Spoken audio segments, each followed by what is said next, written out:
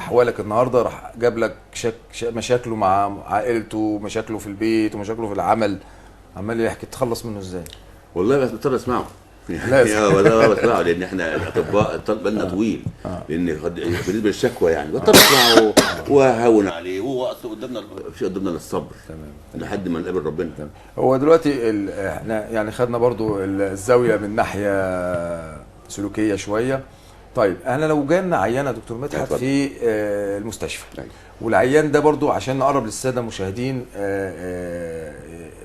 ازاي كطبيب استقبال او طبيب جراح أيوة. نتعامل معاه. لو جه واحد ماسك بطنه، أيوة. مش هنقول بقى قلم، لا تمام. ماسك بطنه أيوة. وماله كده، أيوة. ازاي انا اتعامل معاه وازاي تمام. يعني هي ابسط له الأمور؟ ماسك بطنه بالعرف البلدي بنعرف الاطباء اسمها الام بالبطن تحت البحث.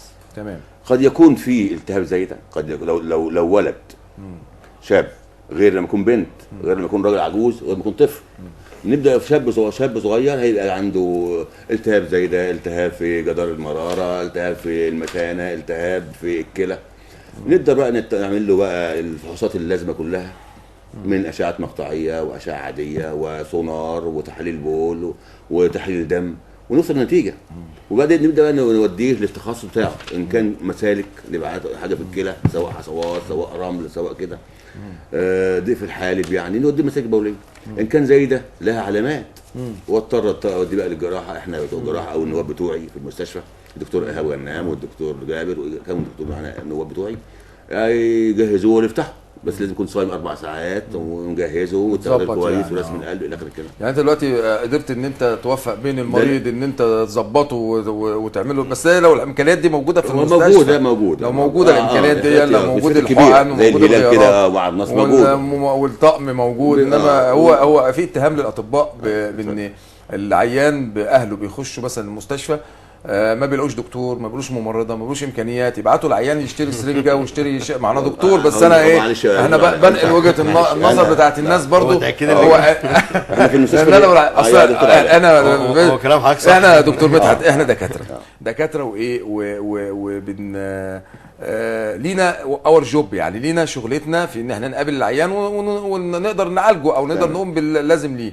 لكن العيان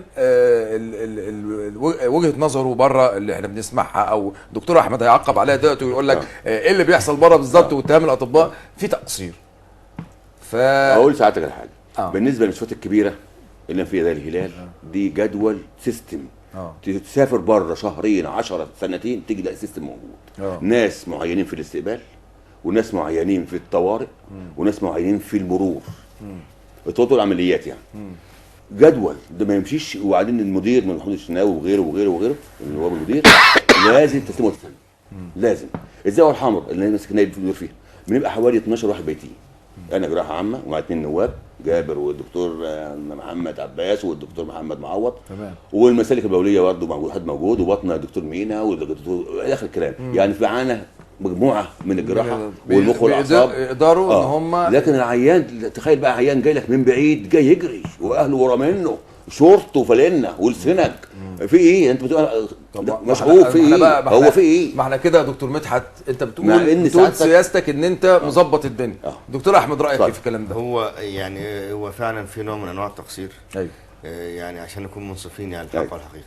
انا والله مريت بتجربه يعني من قيمه يومين.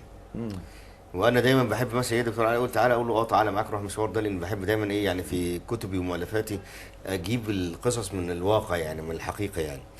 فرحت، فانا كنت جيت هنا بصور، في تعبت ودوني المستشفى بسرعه بعد التصوير وكده الى اخره. فقلت طب ايه ده، في القصر العيني دكتور كويس جدا، دكتور قلب وبتاع. قلت لهم طب يا جماعه ماشي مش مشكله. رحنا دفعنا 50 جنيه عشان نروح ايه. قالوا لا دكتور القلب بعد شويه شويه شويه شويه. لا ده مش هيجي اتاخر. ده عياده خاصه ولا مستشفى؟ لا ده مستشفى القصر العيني الجديد. مش القصر العيني الفرنساوي يعني. هذه الواقع موجوده والله، واسم مسجل. هتلاقي حضرتك اسم مسجل هناك يعني. فقلت للبنت طب انا هستسمحك، طب هو ما جاش، طب احاول اكشف اي حاجه ثانيه بقى. سيبك من القلب، خلي بس انا اتجوز. عايز احول اسهل لك يعني، احول بطن على ان انا ايه دايما بيجي لي انتفاخات وبتاع هي عامله زي الدكتور مدحت لما بيجي لنا عيان بتذكره وبعدين ما يلاقيش في العياده، لا بقى اي حاجه. ورحت بطن، قعدت في البطن دوق يعني ناس كتير جدا، والدكتور ما فيش، بعد الدكتور جه وبعدين خرج، وبعدين انا صايم وتعبان خلاص قربت افرفر يعني. قلت لهم لا خلاص انا كده استفيد بالتجربه. يعني ايه، انا شفت مجموعه من الدكاتره وشفت مجموعه من المرضى وعملت شويه لقاءات كده على السريع وخدت فكره معينه يعني ومشيت. فطبعا في تقصير، تمام. في تقصير شويه. والله لكن هو احنا مش عايزين يبقى حد مقصر، مش عايزين برضو ايه حلقتنا. اللي مش الدكاتره كلهم قاسيين. في برضو نموذج تاني على فكره من الاطباء، والله العظيم انا يعني هذه القصه حدثت حقيقي يعني. كان واحد زميلنا راح يعني عارف الشخصيه، راح. انا معلش اقطع على حضرتك، اتفضل. الاذان هيدن والناس بتستعجلنا عايزين يفطروا. انا اشكر شكرا جزيلا للدكتور مدحت العديل استشاري الجراحه العامه، واستاذنا الدكتور احمد رشدي الكاتب والمفكر الاسلامي. ورمضان كريم بقى نقوم نفطر. اتفضل.